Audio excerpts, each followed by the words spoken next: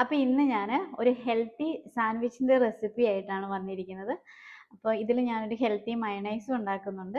ഈ മയണൈസ് മുട്ട ഉപയോഗിച്ചല്ല ഉണ്ടാക്കുന്നത്, നമ്മൾ കാഷ്യൂനട്ടൊക്കെ ഉപയോഗിച്ചിട്ടാണ് ഉണ്ടാക്കുന്നത്. നമ്മൾ മുട്ട ഉപയോഗിച്ചുണ്ടാക്കുന്ന മയണൈസിൻ്റെ അതേ ടേസ്റ്റിൽ തന്നെ നമ്മൾ കാഷ്യൂനട്ട് ഉപയോഗിച്ച് ഓയിലൊന്നും ഇല്ലാതെ ഏറ്റവും ഹെൽത്തി ആയിട്ട് ഉണ്ടാക്കുന്ന ഒരു സൂപ്പർ മയണൈസും ആണ്. അപ്പോൾ നമുക്ക് ഈ സൂപ്പർ മയണൈസും സൂപ്പർ സാൻഡ്വിച്ചും ഒക്കെ എങ്ങനെ ഉണ്ടാക്കണേ നോക്കാം. അപ്പോൾ എല്ലാവരും ഇത് ഉണ്ടാക്കി കഴിച്ചിട്ട് എങ്ങനെയുണ്ട്, ഇഷ്ടപ്പെട്ടോ എന്നൊക്കെ ഒന്ന് കമൻറ്റ് ചെയ്ത് അറിയിക്കണേ. അപ്പോൾ നമുക്ക് എങ്ങനെ ഉണ്ടാക്കുന്നതെന്ന് നോക്കാം. അപ്പോൾ ആദ്യം തന്നെ നമുക്ക് മയണൈസ് ഉണ്ടാക്കാം. ഇത് കാഷ്യൂനട്ടാണ്. ഇത് 1/2 കപ്പ് കാഷ്യൂനട്ടാണ്. അതിലേക്ക് നമുക്ക് നല്ല ചൂടുള്ള വെള്ളം ഒഴിച്ചിട്ട് നമുക്കൊരു 1 മണിക്കൂറത്തേക്ക് ഇത് കുതിർത്താൻ വേണ്ടിയിട്ട് മാറ്റി വയ്ക്കാം. ഓക്കെ, അപ്പം നമ്മൾ മയണൈസിനുള്ളത് നമ്മൾ കാഷ്യൂനട്ട് വെള്ളം ഒഴിച്ച് വെച്ചിട്ടുണ്ട്, നല്ല തിളച്ച വെള്ളം ഒഴിച്ച് വെച്ചിട്ടുണ്ട്. ഇത് ചിക്കനാണ്. നമുക്കിനി ഈ ചിക്കൻ ഞാൻ എയർ ഫ്രയറിലാണ് ഇത് ഫ്രൈ ചെയ്തെടുക്കുന്നത്. ഇനി നിങ്ങൾക്ക് എയർ ഫ്രയർ ഇല്ലെങ്കിൽ നിങ്ങൾ ജസ്റ്റ് ഒരു തവയിൽ വെച്ചിട്ട് ഒരു പാനിൽ വെച്ചിട്ട് ഒരു തുള്ളി ബട്ടറും ഇച്ചിരി ഗാർലിക്കൊക്കെ ഇട്ടിട്ട് ഒന്ന് സോട്ട് ചെയ്തെടുത്താൽ മതി. എൻ്റെ ഇതിന് മുന്നുള്ള വീഡിയോസിലൊക്കെ ഞാൻ അങ്ങനെ ചെയ്തിട്ടുണ്ട്. അപ്പോൾ അതുപോലെ ചെയ്താൽ മതി.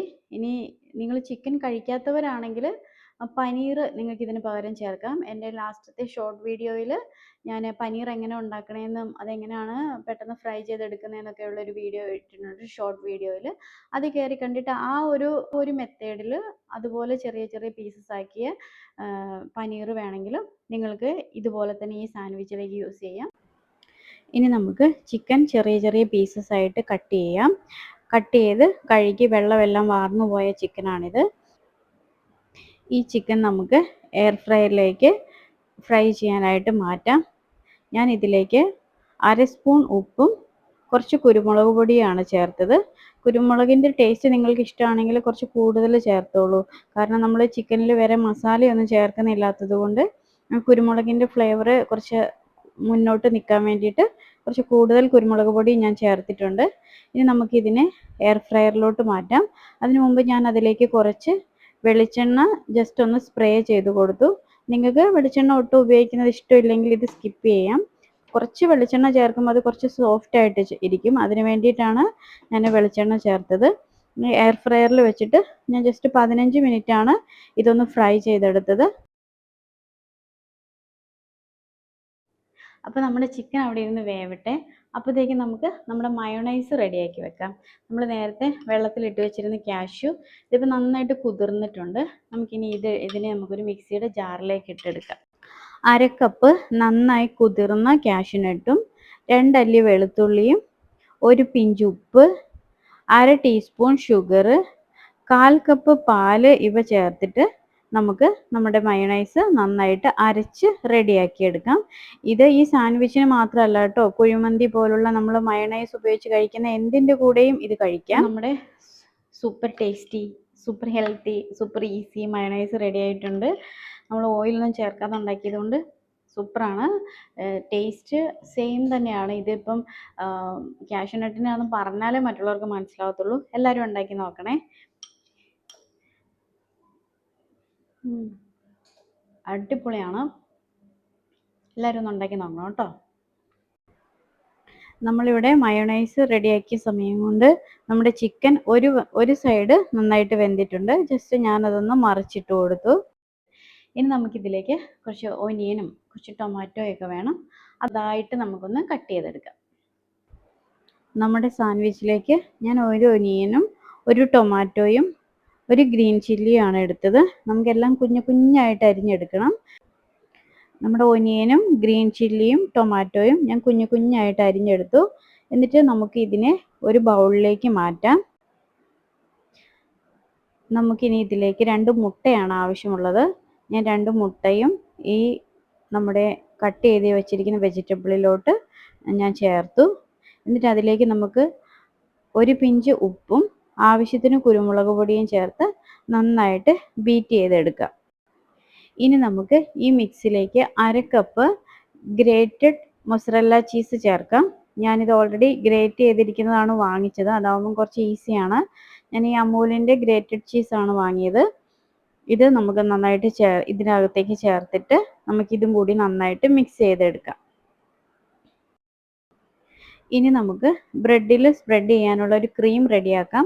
അതിനുവേണ്ടി നമ്മൾ നേരത്തെ തയ്യാറാക്കി വെച്ചിരുന്ന മയോണൈസിലേക്ക് 1 ടേബിൾ സ്പൂൺ ബട്ടറാണ് ഞാൻ ചേർക്കുന്നത്. ബട്ടർ നിങ്ങൾക്ക് ഇഷ്ടമില്ലെങ്കിൽ നിങ്ങൾക്കത് സ്കിപ്പ് ചെയ്യാവുന്നതാണ്.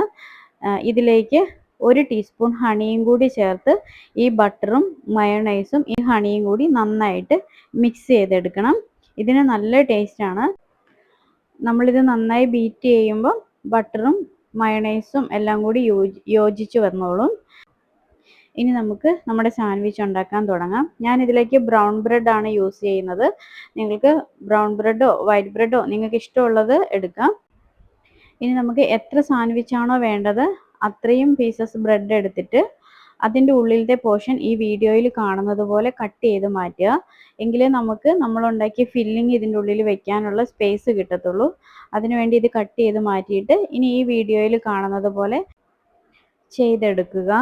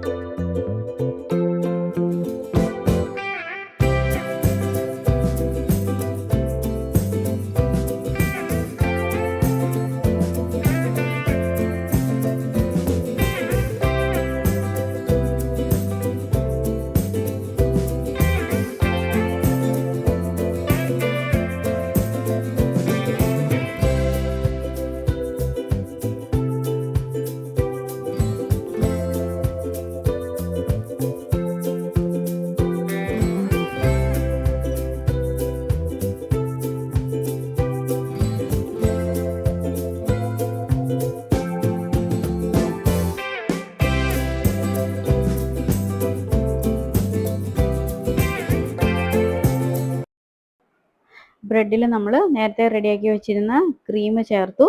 അതിന് മുകളിലേക്ക് നമ്മുടെ മുട്ടയും വെജിറ്റബിളും ചേർന്ന മിക്സ് ചേർത്തു.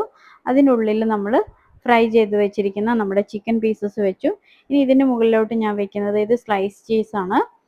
ചീസ് ഒത്തിരി ഇഷ്ടമുള്ളവർക്ക് അതും കൂടി ചേർക്കാം, ഇല്ലെങ്കിൽ നിങ്ങൾക്കിതും സ്കിപ്പ് ചെയ്യാം. ഇനി ഇതിന് മുകളിലേക്ക് അത് മെൽറ്റായി വരുമ്പോൾ കുറച്ച് കളർഫുൾ ആയിരിക്കാൻ വേണ്ടിയിട്ട് ഞാൻ അതിന് മുകളിലേക്ക് നമ്മൾ നേരത്തെ റെഡിയാക്കിയ ആ മിക്സിൽ ബാക്കിയുള്ള കുറച്ച് ടൊമാറ്റോയും കുറച്ച് ഗ്രീൻ ചില്ലിയുടെ പീസസും ഒക്കെ വെച്ചിട്ട് ജസ്റ്റ് ഒന്ന് ഡെക്കറേഷന് വേണ്ടിയിട്ട് ചെയ്തെടുക്കുന്നതേ ഉള്ളൂ. ഇനി ഇതുപോലെ നമുക്ക് മറ്റു ബ്രെഡുകളും ചെയ്തെടുക്കാം.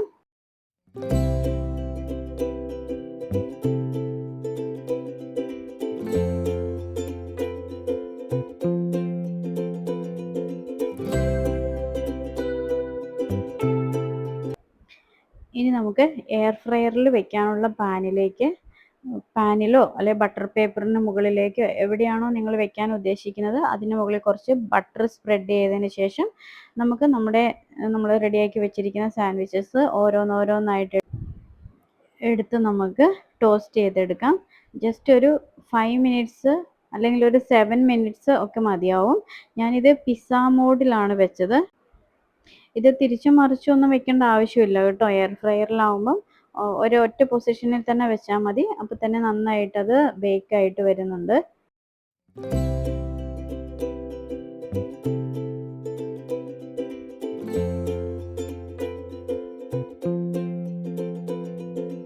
എയർ ഫ്രയർ ഇല്ലാത്തവർ വിഷമിക്കണ്ട. എയർ ഫ്രയർ ഇല്ലാത്തവർക്ക് ഞാൻ ഗ്യാസ് സ്റ്റൗവിൽ വെച്ചിട്ട് പാനിൽ ഇതെങ്ങനെ ഉണ്ടാക്കുന്നതെന്നും കൂടി കാണിച്ചു തരാം.